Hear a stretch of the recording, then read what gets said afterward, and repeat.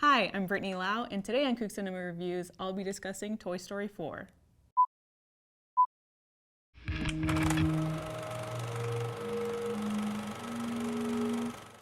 Toy Story 4 follows Woody and Buzz and the rest of the gang as they embark on a road trip adventure after Bonnie creates her new favorite toy, Forky. So for the first half of the film, Woody spends most of his time getting Forky adjusted to his new life as a toy, which proves to be a major challenge for him. And rather than sweeping her under the rug, kind of like how Toy Story 3 did, we actually get to go in depth about Bo Peep's separation from the group, and we also get a heartwarming reunion between her and Woody.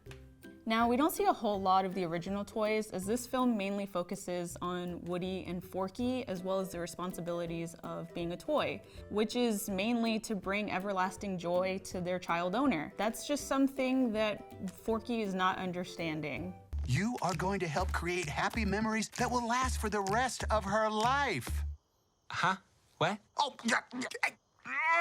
But we are also introduced to a whole new set of characters, such as Forky himself, Gabby Gabby, Giggles McDimples, Ducky and Bunny, and of course, Duke Kaboom, which we actually got a glimpse of him as an Easter egg in Incredibles 2. While this isn't my favorite film out of the four, that's not to say that it was bad by any means. Compared to the other three films, I would say that this one was a lot more lighthearted and action-packed.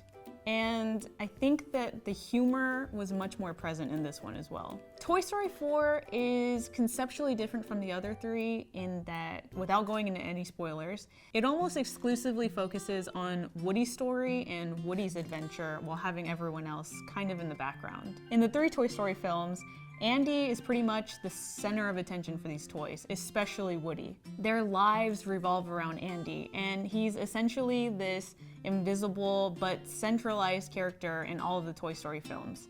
The way I do, it's me and you, boy. And as the years go by, our friendship will never die. Although you might not see him the entire time, his influence is still very much present.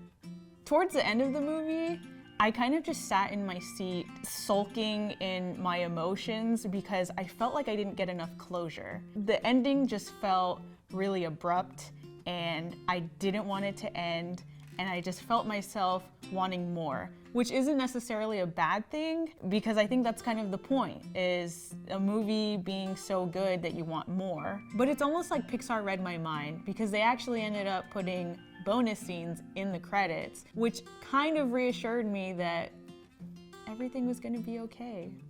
All the toys were gonna be okay. I got the closure I needed.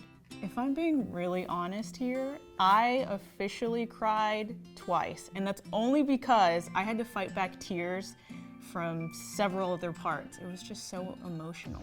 This story just really makes you think about how big the world actually is for a toy, and just the limitations that they place upon themselves that now they're trying to break away from rather than the previous films. So rather than dedicating themselves to a child's happiness, they start to think about their own and ultimately what they want out of life. As the fourth installment of the Toy Story franchise, I have to admit that I, along with many other people, was really nervous to learn that this movie was even being made.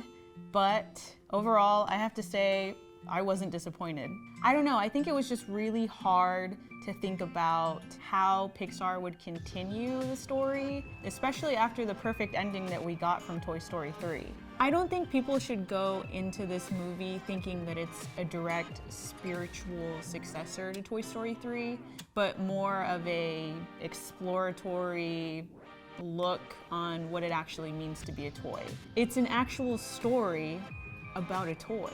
To me, this film feels like a culmination of everything that Pixar has learned and perfected over the years. The animation was beautiful, the story was well thought out, and the humor was just on point. It's not just a Toy Story anymore. It's a Pixar story. So, did we really need a Toy Story 4? Not necessarily, but I really enjoyed the expansion of the story, and I highly recommend that you go see it, especially if you're a Pixar fan like me. What did you think of Toy Story 4? Leave your comments down below, and don't forget to subscribe to Coog TV. Thanks for watching!